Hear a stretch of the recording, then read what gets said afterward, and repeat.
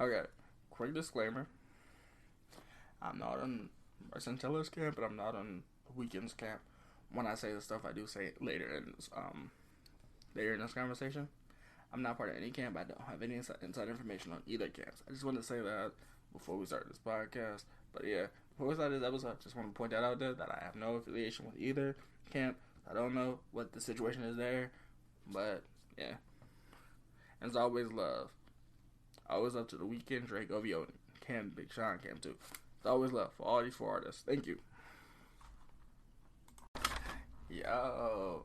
Okay, so let's talk about this right quick. Because we get into the anniversary, the deluxe edition. And let me explain something real quick. So we had Sorrow. We had the Sorrow. We had great songs, honestly. We had amazing songs. Okay, we had years ago,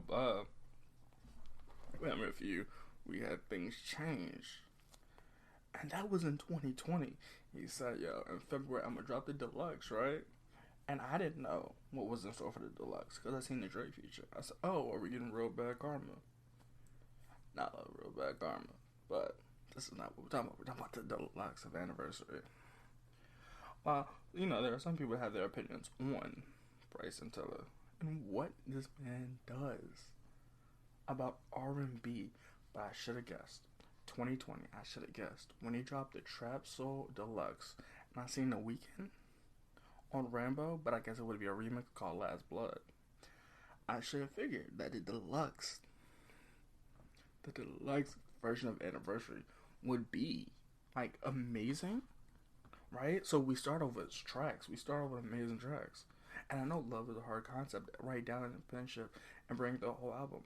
As we see in albums like Take Care, Trap Soul, True to Self, we see it as hard.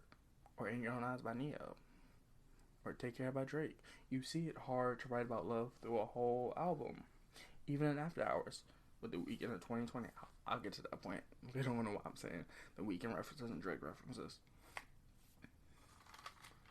However, we are talking about a guy, which I didn't. I got into Bryson Tiller late. I listened to the Killer Instinct mixtape. I got into the Killer Instinct mixtape, but I was late. I got into the Glimmer mixtape. Didn't really hear Trap Soul drop. I heard Trap Soul drop. Didn't hear True to Self. Didn't hear True to Self drop. So I was on and off. But I think hearing Anniversary, how it's so compact about love when you hear Sorrow and here it goes, year go by, and he contemplated if he should do this with leading singles like In Hell and Always Forever. Those singles, you could tell, hey, well, this is gonna be a love kind of album, and it did turn out to be a love kind of album. So as features go, you heard the Drake feature on the original album. Making this album, I think, 10 songs with the 5 added songs. It was 15. Making a deluxe, making the whole album 15. I'm a huge Bryson Tiller fan. I'm not even gonna lie. I do love Don't. I do love Don't Exchange. I love Sequence. I'm a huge Bryson Tiller fan. Besides the hype that I know Bryson Tiller does have, we're gonna put all of that aside. We're gonna really talk about how I do love these albums. Now the Big Sean feature with Bryson Tiller. I've been waiting for these two to collab for a while. When Overtime dropped by Big Sean, I expected them to work together and drop something amazing. Yo, this did not disappoint. Now they did throw some shots, right? And he was saying, well, you tell me Big Sean was throwing some shots. He said, you tell me everything. But the guy that I'm close with was telling me you was talking to him. And that could be aimed shots at exes, whatever. That could be aimed at anybody. But we did get that 2088 with the Big Sean J. Iko collaboration, which their collaboration name they go by. We did get that on Detroit too. So I don't know who that was directly aimed at when he said that, or it was just lyrics he wrote down. But they're both creative. They're both very creative writers. So I have no doubt that they thought this wasn't gonna be good. And then you have Bryson Tiller himself starring, because I'm starting with the Big Sean feature because the album starts with Still Yours with the Big Sean feature. So I want to get that out the way. And you hear Bryson Tiller say, "Speak your truth. Let's talk about how we really feel about each other." And I think that's the best, like that's the best way to start like these 5 songs because they're really truly like love songs. And I think Still Yours is a good introduction to all of these songs because it talks about really genuine stuff and talking about how they really feel about each other and how they still want to be, how one person still wants to be each other with the other person. However, you know, this, and they want to speak their truths constantly. And then, you know, Big Sean and his thing where people were scared he was going to commit, so he was like, what are we scared of, commitment? He did a commitment line in there, which was clever. I like that. And then you have Times Interlude Part 2. I don't know the interlude, right? But like I said, the legend that put this together, Bryson Tiller put this together, and it's actually very dope that he put it together. Because you hear he says, "I want to put the past behind us," right? I want to put the past behind us because he was giving somebody his all, and I think it's a very intrusive record to me. I think, you know, he's saying how you moving on, but I'm not moving on. I'm losing myself. And now love is for fools because he's been heartbroken. Which I think that's a good way to interpret a song. A good way to speak about a song. Because, you know, Valentine's Day just passed. So I think Timeless Interlude are due. And we're still in February.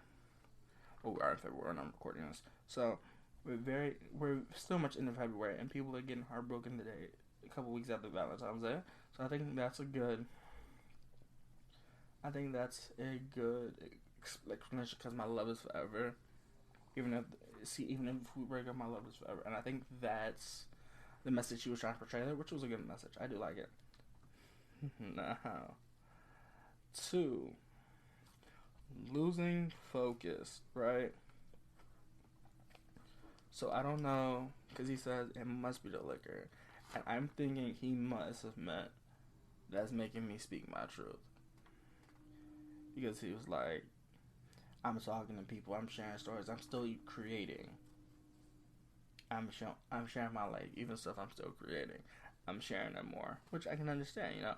Even if you're like, if you're relaxed with somebody, you can talk about goals and stuff. So I can understand that. And then you have like picking up your friends and them knowing too much, which is understandable. It happens a lot in society.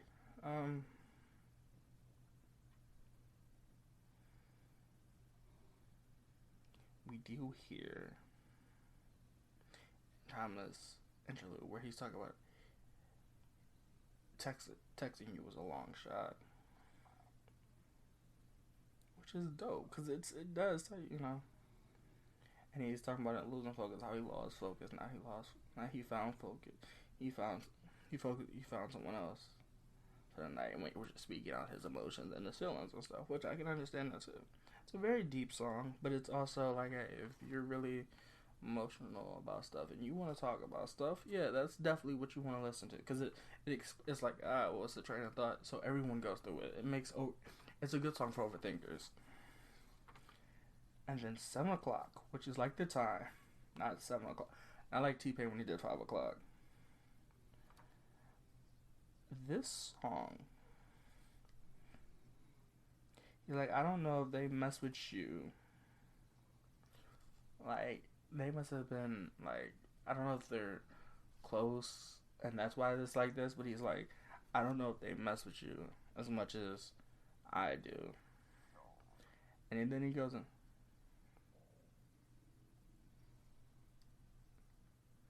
Because it's like, if they're broken up, and he's like, well, I just talked to you now. Now he seems nervous that he sees me, like, intimidated, I guess is the best way to put it. It's like, well, I don't know if they really care about you like I would. Meaning I gave you all my love. As he said in Thomas Interlude Part 2.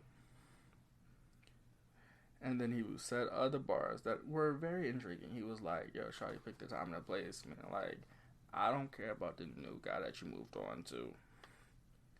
But so just tell me the time. Just tell me the time and the place and I'll be there. So like he didn't move on, but you tried to move on. So I'm still be there.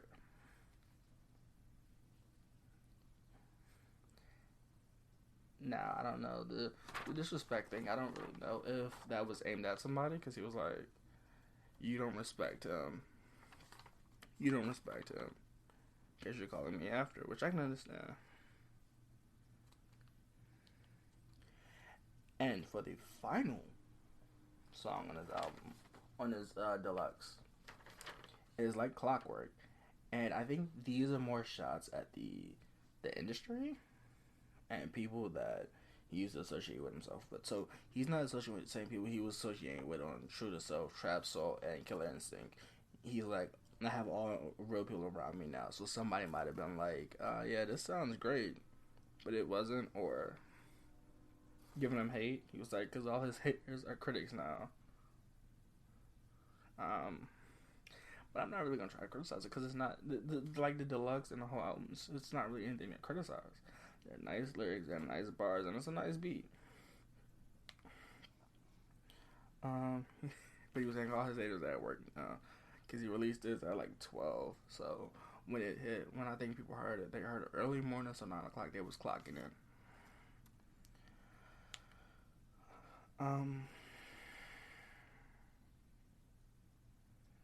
And he had people in his ear saying, don't come with all this talk that he was like, because in the industry there are people that talk, hey, well, I heard this so-and-so say this, I heard so-and-so say this without any proof.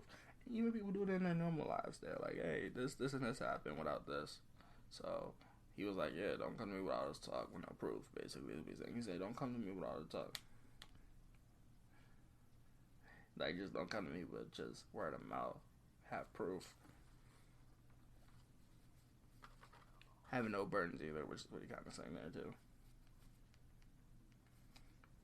But he also, this is a song where if you have, I don't want to say not low self-esteem, but if you're worried about your self-confidence, this is a song I would listen to, because he's saying, without you believing in yourself, ain't no one's gonna believe in you.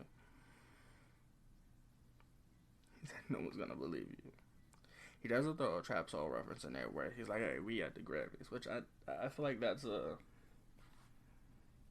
dope, because he still showed love to Trap Soul, which I'm not saying he didn't show love to work before, but I think it's really dope to hear artists talk about the industry, and him talking about it's his time now, and like, you know, hey, thank you Trap Soul, but you know, it's my time now, which I do like. It's a different touch from an artist, and I think from the Weeknd's feature, I should have figured that Anniversary would have a feature in it, featuring two, Drake and Big Sean. Big Sean was Still Yours. Drake's was Out of Time. And I should have guessed this. And then he was like, well, you know, I make your favorite artist right, which I think it might be true. Now, I don't know him and the Weeknd's relationship. Can't speak on that. However, I feel like the Weeknd is writing and he is writing, and I just like that way. They probably don't. They're not on bad terms, but you can tell he's making the artist right now, and it's great though, because he's making them. He's competing with A-class celebrities. Cause I'm not saying he's not an A-class celebrity, but he is. He's an A-class celebrity, and it's just dope to hear a deluxe five piece that is still great, and you can always play it back. You know, we don't ever hear that anymore. So thank you, Bryson Tiller, for this anniversary deluxe edition. And honestly, I just rate this like 8 out of. I actually rate this 10 out of 10 because it's just the way it is. It's perfect. I like this with Sorrows and Hell and Always Love and Always Forever, and I just like this album. It's kind of I think the best R&B album we've had, and that's tough for me to say because I do like The Weeknd's After Hours. Yeah, but definitely see y'all in the next one. What's up?